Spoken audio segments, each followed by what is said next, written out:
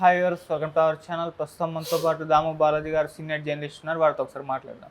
Sir నమస్కారం. నమస్తే sir, Iran Israel వీళ్ళ మధ్య ఎప్పుడు కూడా ఒక యుద్ధ వాతావరణం ఉండడం, ఒకరిపైన ఒకరు అటాక్స్ చేసుకోవడం మనం చూస్తూ ఉంటాం సార్. అయితే ఇప్పుడు ఇజ్రాయెల్ 2 వారాల నుంచి కూడా లెబనాన్ మీద అటాక్స్ చేస్తూ వస్తుంది. దీనికి నిరసనగా ఇరాన్ వాళ్ళు ఇప్పుడు ఇజ్రాయెల్ మీద ఒక అణుబాంబు వేయబోతున్నారని వార్తలు అయితే వినిపిస్తున్నాయి సార్. అంటే ప్రపంచవ్యాప్తంగా కూడా ఈ చర్చలకు దారితీస్తుంది. మరి అణుబాంబు వేస్తారా వేయరా, ఇప్పుడు అక్కడ ప్రజెంట్ పరిస్థితులు ఏ విధంగా ఉన్నాయి, ఒకవేళ అనుభవం వేస్తే అక్కడ ఒక మినీ థర్డ్ వరల్డ్ వార్ రావచ్చు అని కూడా చాలామంది అభిప్రాయపడుతున్నారు. మరి అప్పుడు అటువంటి పరిస్థితి వస్తే ఎటువంటి ఫ్యూచర్ మనం చూసే అవకాశం ఉంది?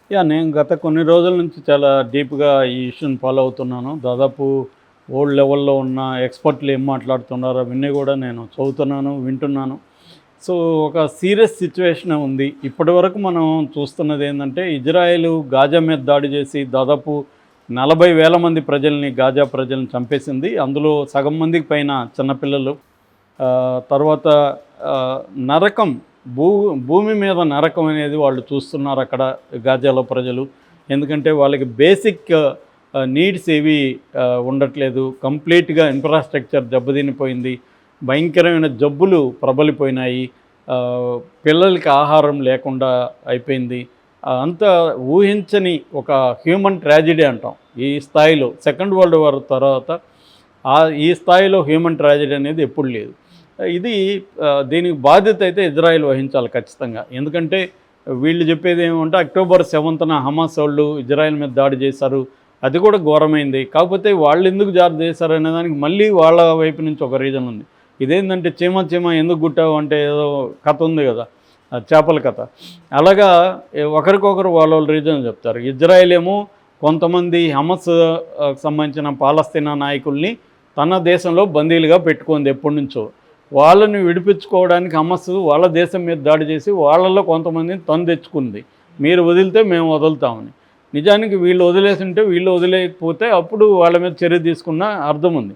వీళ్ళు వదలకుండా హమస్ని ఏరివేత పేరుతో జనావాసాల మీద, స్కూళ్ళ మీద, హాస్పిటళ్ళ మీద, ఇండ్ల మీద విపరీతంగా, చివరికి యుఎన్ఓ కల్పించిన దాన్ని ఏమంటారు కాందిసికుల శిబిరాల మీద, వాటి మీద అంతా కూడా, శరణార్థుల శిబిరాల మీద, వాటి మీద అంతా కూడా భయంకరమైన భూతల దాడి, సముద్ర మార్గం దాడి, గగనతల దాడి, అన్ని రకాల దాడులు చేసి 40,000 మందిని చంపేసింది. దీంతో హమస్కి, పాలస్తీనాకి సపోర్ట్ చేసి, ఇప్పుడు ఎట్లా ఉంటుందంటే, మనకి అరబ్ ప్రపంచం 2గా విడిపోయింది. ఒకటి ఇరాను, ఇరాకు, సిరియా, లెబనాను, యెమెన్ను, పాలస్తీనా, ఇవన్నీ ఒకటి. వీటిని యాక్సిస్ ఆఫ్ రెసిస్టెన్స్ అని పేరు పెట్టారు. ఇవన్నీ కూడా ఇజ్రాయెల్కి వ్యతిరేకంగా అమెరికా, ఫ్రాన్సు, ఇంగ్లాండు, వెస్ట్రన్ కంట్రీస్కి వ్యతిరేకంగా వీళ్ళు ఎప్పటి నుంచో పోరాడుతున్నారు. రెండో వైపు సౌదీ అరేబియా, యుఏఈ లాంటి దేశాలు ప్రో అమెరికా అప్రోచ్ ఉన్నాయి. దీనికి మళ్ళీ ముస్లిమ్స్లోనే 2 సెక్ట్లు ఉన్నాయి. షియా ముస్లిమ్స్ అంతా కూడా నేను చెప్పిన ఇప్పుడు యాక్సిస్ ఆఫ్ రెసిస్టెన్స్ అంటే లెబనాను, పాలస్తీనా, సిరియా, ఈ దేశాలంతా ప్రధానంగా, ఇరాను, ఈ దేశాల్లో ప్రధానంగా షియా ముస్లిమ్స్ ఉంటారు. వీళ్ళు షియా అని పాటించేవాళ్ళు. ఇక్కడేమో సౌదీ అరేబియా, యుఏఈ, ఇక్కడంతా సున్నీ ముస్లిమ్స్ ఉంటారు. వాళ్ళందరూ ఇటు అమెరికాతో మంచిగా ఉంటారు, ఇటు ఇజ్రాయెల్తో కూడా నార్మలైజేషన్ ప్యాక్ట్ ఇంకా జరగలేదు కానీ ఆ ప్రాసెస్లో ఉన్నారు. కరెక్ట్గా దీనంతా దెబ్బతీయడం కోసమే హమాస్ అనేది దాడి చేసింది. అప్పటి నుంచి 1 ఇయర్గా ఇజ్రాయెల్ పెద్ద ఎత్తున గాజాని తుడిచిపెట్టేసింది. గాజా ప్రజలు 40,000 మందిని చంపేసింది. మరోవైపు దానికి సపోర్ట్గా, హమాస్కి సపోర్ట్గా లెబనాన్లో హిజ్బుల్లా గ్రూప్ ఉంది. హిజ్బుల్లా అనేది మళ్ళీ ఇరాన్ సపోర్ట్ చేస్తున్న గ్రూపు. ఆయుధాలు కానీ ఇవన్నీ ఇరాన్ ఉంటుంది. అంటే నేను చెప్పిన యాక్సిస్ ఆఫ్ ప్రెసిడెంట్లో బలమైన దేశం అంటే ఇరానే. సో ఇరాన్ వీళ్ళకి సపోర్ట్ చేస్తుంది. ఒక పక్క హమాస్కి చేస్తుంది, యెమెన్ తీవ్రవాదులకు చేస్తుంది. యెమెన్లో హౌతీలు ఉన్నారు, వాళ్ళ మీద కూడా నేను వీడియోలు చేస్తాను. హౌతీకి చేస్తుంది, ఇటుపక్క హిజ్బుల్లాకి చేస్తుంది. ఇంకా చిన్న తోక సంస్థలు అంటారు వాటిని, చిన్న ఆర్గనైజేషన్స్ అనేవి, వాళ్ళందరికీ ఇరాన్ సపోర్ట్ చేస్తుంది. సో వీళ్ళు ఏం చేస్తున్నారు, Lebanon Israel border. So Lebanon south, Israel north కొట్టుకుంటుంటాయి ఎప్పటి నుంచో. వీళ్ళు హమాస్ మీద దాడుల్ని తగ్గించడం కోసం, ఇజ్రాయెల్ని ఇబ్బంది పెట్టేదానికోసం హిజ్బుల్లా వాళ్ళు ఇటు నుంచి ఇజ్రాయెల్ని అటాక్ చేస్తున్నారు. అప్పుడప్పుడు రాకెట్ లాంచర్లు, మిసైళ్ళు అక్కడికి వేయడం, జనావాసాల మీదకి వేయట్లేదు, ప్రధానంగా మిలిటరీ దాని మీదకి వేస్తున్నారు. సో ఇది దాంతో ఇప్పుడు ఏమైందంటే ఇజ్రాయెల్ ఎవరి మాట వినట్లేదు. ఒక పక్క యుఎన్ఓ అనేక సార్లు చెప్పింది, ఒక పక్క ఇంటర్నేషనల్ కోర్ట్ ఆఫ్ జస్టిస్ ఇది వార్ క్రైమ్స్ కింద నెతన్యాహుని వార్ క్రిమినల్గా డిక్లేర్ కూడా చేసింది, అయినా క్యారీ చేయట్లేదు. ఎందుకంటే అమెరికా ఎన్ని పైకి దొంగ కథలు చెప్పినా అది ఇజ్రాయెల్ని సపోర్ట్ చేస్తుంది. అమెరికాతో స్నేహితులుగా ఉన్న ఫ్రాన్సు, జర్మనీ, బ్రిటన్ వీళ్ళందరూ కూడా ఇజ్రాయెల్కి సపోర్ట్ చేస్తున్నారు. అమెరికా అయితే తన ఆయుధాలని, బాంబర్స్ని అన్నిటిని పంపిస్తుంది. అందువల్ల ఇజ్రాయెల్ ఎవరిని క్యారీ చేయట్లేదు, అటాక్ చేస్తుంది. ఇజ్రాయెల్కి ఆ స్ట్రెంగ్త్ కూడా ఉంది మిలిటరీ పరంగా.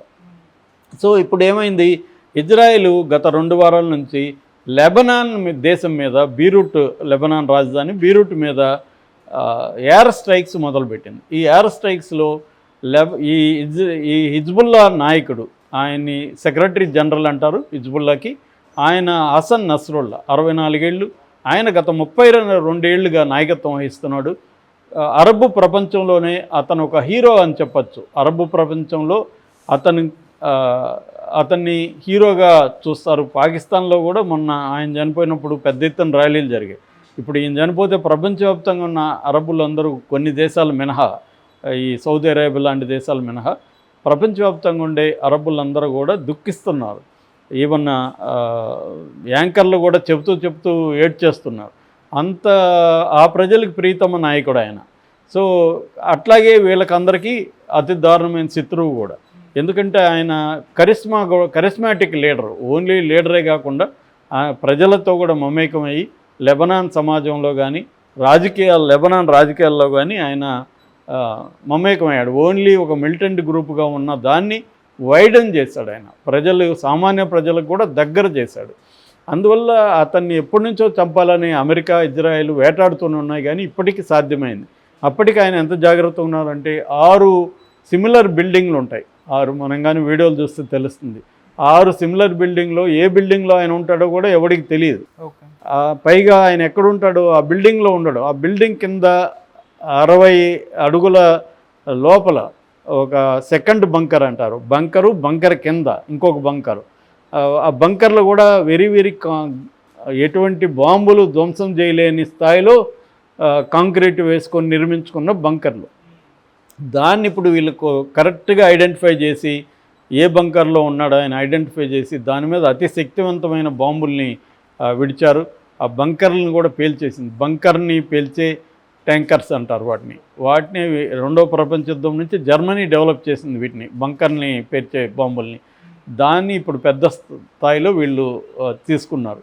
అట్లాగే ఇంటెలిజెన్స్కి సంబంధించి ఇజ్రాయెల్ దగ్గర యూనిట్ 8200 అని ఒకటి ఉంది ఆర్గనైజేషన్. ఇది సైబర్ వార్ఫేర్ని, ఎలక్ట్రానిక్ వార్ఫేర్ని ఇది నెక్స్ట్ లెవెల్కి తీసుకుపోయిన సంస్థ అనమాట. ఇది రహస్య సంస్థ.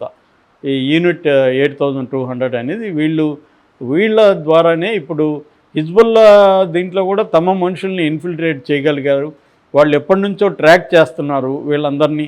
దాదాపు 9 మంది హిజ్బుల్లా నాయకులు ఉంటే అందులో 8 మందిని చంపేయగలిగింది ఇజ్రాయెల్. సో ఇప్పుడు డిప్యూటీ నాయకుడు నయీం కాసిం ఆయన ఇప్పుడు ఇన్ఛార్జిగా అయ్యాడు. ఆయన నిన్న స్టేట్మెంట్ కూడా ఇచ్చాడు. ఇప్పుడు ఏంటంటే ఇజ్రాయెల్ ఇప్పటి వరకు నిన్నటి వరకు ఎయిర్ స్ట్రైక్స్ చేసింది. నిన్న అనౌన్స్ చేశారు టార్గెటెడ్ గ్రౌండ్ రైడ్స్ కూడా మొదలు పెడుతున్నాం సౌత్ లెబనాన్లో అని అన్నారు.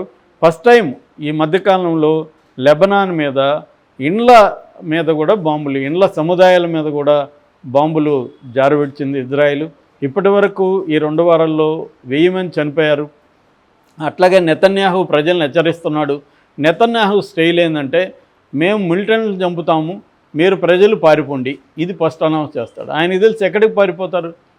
ఇప్పుడు మొత్తం లెబనాన్ పాపులేషన్ 52 లక్షలు, ఇప్పటి వరకు 10 లక్షల మంది పారిపోయారు. అంటే ఒక జనాభాలో ఒక 5వ వంతు జనాభా పారిపోయింది. సో మిగతా జనాలు ఎక్కడికి పారిపోతారు? వాళ్ళు ఎక్కడ బతుకుతారు? ఏ మూలకు పోయినా వైలెన్సే ఉంది, ఎక్కడ పోయి ఉంటారు వాళ్ళు? సో ఇది మేజర్. అది అతనికి కూడా తెలుసు, అతను వీళ్ళు పారిపోలేరు. పారిపోయే వాళ్ళ మీద కూడా బాంబులు వేసిన చరిత్ర గాజాలో మొన్ననే ఇటీవలే పారిపోతున్న వాళ్ళ మీద కూడా బాంబులు వేశారు వీళ్ళు. అవును. సో అలాగా అతను ఒక సామూహిక జాతిని అరబ్ జాతిని నిర్మూలిస్తారా అన్నంత స్థాయిలో సామాన్యుల్ని పిల్లల్ని శిక్షించడం అనేది ఇజ్రాయెల్ చేస్తున్న అతిపెద్ద క్రైము. దానికి ఇప్పుడు ఎదురు లేకుండా ఉంది. ఈ క్రమంలో ఇరాన్ అణుబాంబు ప్రయోగిస్తుందా అన్న చర్చ మొదలైంది. ఇది కానీ అణుబాంబు, ఎందుకంటే ఇజ్రాయెల్ని వేరే రకంగా ఎవరు కూడా నిలవరించే శక్తి అరబ్ ప్రపంచానికి లేదు. ఎందుకంటే లెబనాన్ ఆల్రెడీ భయంకరమైన ఎకనామిక్ క్రైసిస్లో ఉంది. Half of the population food లేదు ఆల్రెడీ లెబనాన్లో. అలాంటి వాళ్ళు ఎక్కడ పోరాడతారు? వాళ్ళ మీద పోరాడలేరు. సో ఇరాన్లో కూడా క్రైసిస్లు ఉన్నాయి. సో ఇంకా చిన్న చిన్న దేశాలు యమన్ కానీ సిరియా ఇవన్నీ వాళ్ళు ఇజ్రాయెల్తో పోరాడే శక్తి లేదు. ఇటువంటి కాంటెక్స్లో ఇరాన్కి ఉన్న ఆల్టర్నేటివ్ అణుబాంబును ప్రయోగించడమే. అణుబాంబు కానీ ప్రయోగిస్తే లక్షల మంది చనిపోయే అవకాశం ఉంది. ప్రపంచం రెండుగా చీలిపోయే అవకాశం ఉంది. ఇజ్రాయెల్కి అమెరికా, బ్రిటన్, జర్మనీ, ఫ్రాన్సు ఇలాంటి దేశాలను సపోర్ట్ చేస్తాయి. అనివార్యంగా వాళ్ళకి వ్యతిరేకమైన చైనా, రష్యా లాంటి దేశాలు ఇరాన్ని సపోర్ట్ చేసే అవకాశం ఉంది. రెండుగా చీలిపోతే ఒక మినీ థర్డ్ వరల్డ్ వస్తుందా అన్న ఒక భయాందోళనలు అయితే వీటి మీద ఎప్పటి నుంచో రీసెర్చ్ చేసి వర్క్ చేస్తున్న ఎక్స్పర్ట్ల మనం వీడియోలు కానీ చూస్తే ఈ ఒక భయాందోళనలు వాళ్ళల్లోనే కలుగుతున్నాయి. ఇటువంటి హ్యూమన్ ట్రాజెడీ అనేది చరిత్రలో సెకండ్ వరల్డ్ వార్ తర్వాత ఎప్పుడు జరగలేదని వాళ్ళు చెప్తున్నారు. మరి ఇది ఎక్కడికి దారితీస్తున్నది తెలీదు.